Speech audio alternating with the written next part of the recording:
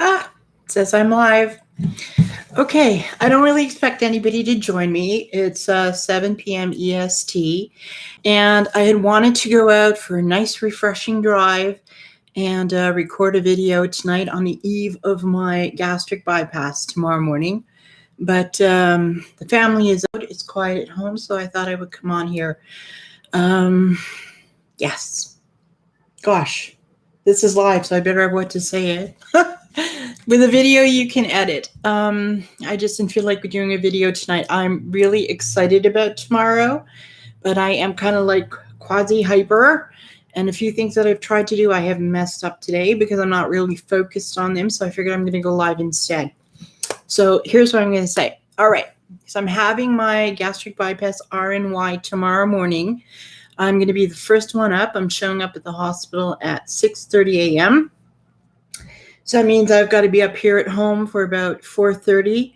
I have to shower with a special bacterial sponge that the hospital gave me. I'm going to be doing one of those special showers tonight with a sponge, putting on clean nightwear to go to bed, sleeping on clean sheets, and then tomorrow do the whole thing again with the showering. I'm not supposed to have any makeup, no nail polish or nail protection on, etc. And I stopped eating. I stopped my liquid diet as of midnight. I haven't seen food in 2 weeks now. I've been drinking this Boost Diabetic. And I'll do my weigh-in tomorrow morning, either before I leave or I'll share with you my weigh-in at the hospital. So in terms of packing, I haven't brought much because of COVID. They try to get everybody out of the hospital as fast as possible. If you don't have any symptoms, as long as you can stay hydrated and get up and walking, those are the two main goals. That's what I'll be focusing on right after the surgery. But they're assuring me I should be able to come home sometime early Thursday or Thursday afternoon. So I really hope that's going to work out. I have packed my nightgown and my robe and a pair of slippers to walk around with, clean change of clothes, toothbrush, that sort of thing, and my CPAP machine. And because family is not allowed into the hospital, they have to drop us off at the door. The nurses are going to be keeping the cell phone with them, so I've put a little label on mine so that they can call me. And yes, I realize I just put my cell phone number out on the web. I'm really not worried about that. Only know nice people here, thankfully, so far. And if ever I need to, I'll edit it out. And my CPAP machine as well. And I got clearance last week from the internal medicine doctor, the internist, that I can take my antidepressant medication tomorrow morning, my citalopram. Last week I had all of my pre-op appointments at the hospital. There were 5 different appointments scheduled, sort of like one after the other. They ended up taking about 4.5, 5 hours of the morning to get through with waiting times in between. So I had a blood test done, and that was great news. It showed that my fasting glucose, my blood levels were at 5.3. I know they can be better, but considering my size, that's great. My blood pressure was taken. That was terrific at 114 over 70. And I then met with a nurse who went through all of the information for me. I did have a printout that tells me how to eat healthfully after the surgery, basically what the 2-week liquid diet following the surgery will be like. And then that's going to be followed with 3 weeks of a puree diet. But I also got this little guide to bariatric surgery. It tells you all about what to bring into the hospital with you and what the first day and immediately after surgery is going to be like. So apparently I'm going to be going into like a post-anesthesia care unit for a few hours right after surgery. Some people take just a little while to wake up. Some people are drowsy and rest a little bit longer. So we'll see how that goes. But I know that once I'm up, I'm going to have to be doing, that sounds weird, but I guess that's right, special breathing exercises using them. I should have made a video so I could edit this out. Thank you for being patient with me. A respirometer or something like that. And that's where I'm going to have to suck in air as much as I possibly can. There's a doctor here on YouTube, Dr. Duk Vuong, Vuong, who actually did a demonstration of it. He says it's almost like making a fist with your hand and then sucking air in through this tiny little opening, like that. You have to suck in as much air as you possibly can, and that's to clear any mucus out of your breathing passages following the anesthesia. And then the next thing they make you do are little foot and calf exercises while you're still lying down. And then as soon as you're up out of bed, if you're too tired, they have you only walking to your chair or maybe to the chair and back to the bed. But if you're able, they start having you doing some gentle laps up and down the corridors over there. And particularly important, apparently, is to make sure that the calf muscles are engaged, because typically that's where a blood clot, either during surgery or after surgery, will occur. And I know they reassured me that during the surgery, my legs are going to be in what's called these socks. They actually look like these large inflatable snowsuit pants almost that go at least up to your knees. And they are kept inflated, and I believe they sort of like massage your leg muscles during the surgery to help prevent blood clotting. And as well, they're going to be putting some blood thinners into the IV that I will be getting, so I'm less likely to develop a clot. So those are going to be the first goals after waking up, to make sure I'm breathing properly, to get myself up and walking. And then the third goal is going to be sipping very slowly but very consistently ice chips or water to make sure I stay hydrated. Those are the two qualifications for sending me home, are going to be, am I up and walking, and am I able to take in sufficient fluids to stay hydrated. So that's the plan for tomorrow. I'm really excited. I can tell you that for the last 2 weeks, I have been, particularly the last 2 weeks, I think a little bit longer than that, I have been really struggling with some doubts and with some guilty feelings.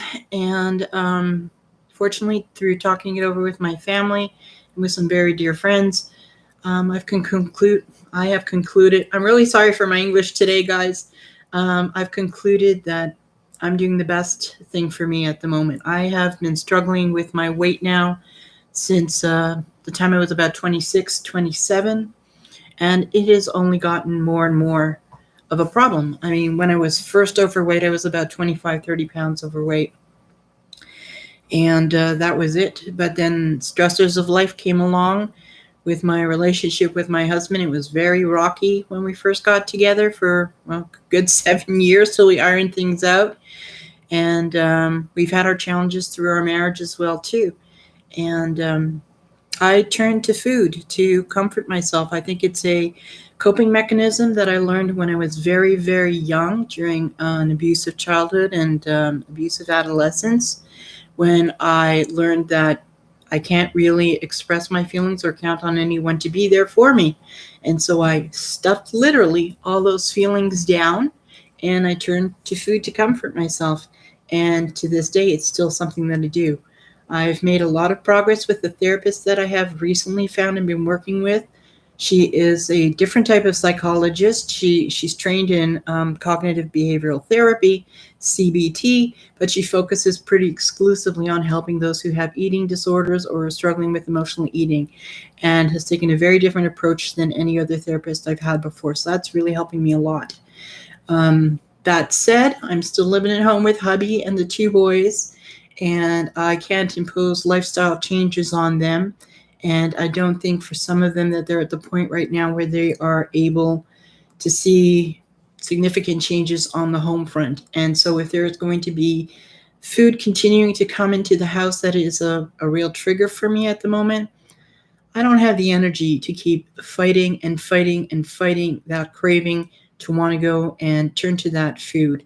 So in addition to the therapy, am I doing the work to make the lifestyle changes I really need to have this tool of the bypass to help me contain how much I can possibly put into my mouth at any given time.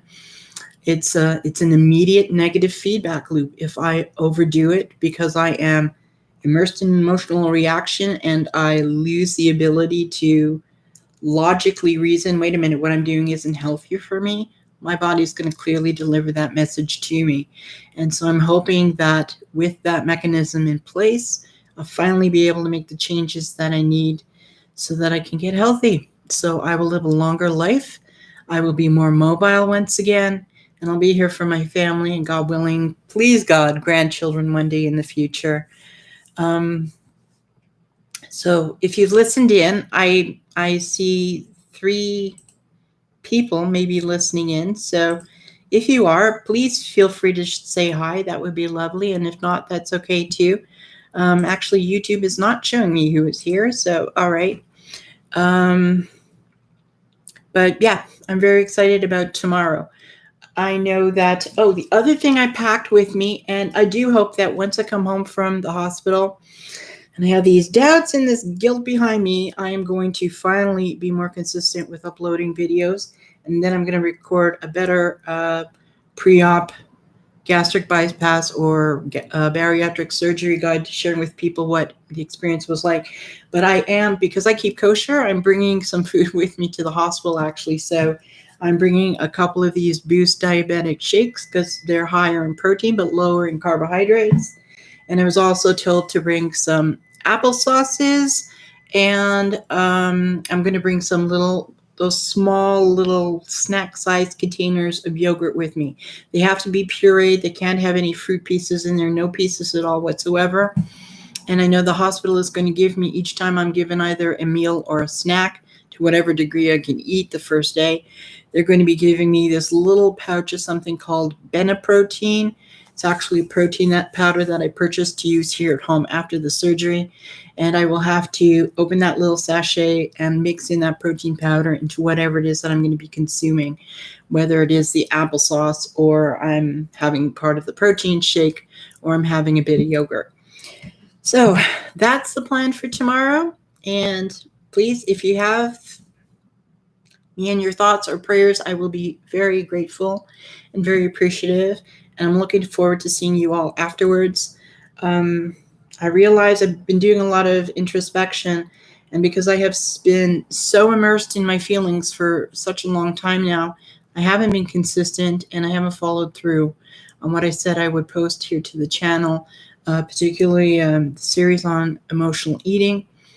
But I am going to make a dedicated commitment to posting at least once a week, get those videos up for you, and I'm going to share my weigh-ins on Wednesday, and I am hoping to continue, God willing, starting this Tuesday with Cheat Tuesday little posts as well too, very short ones, so that we can go on this journey to our wellness together, whatever your journey happens to be.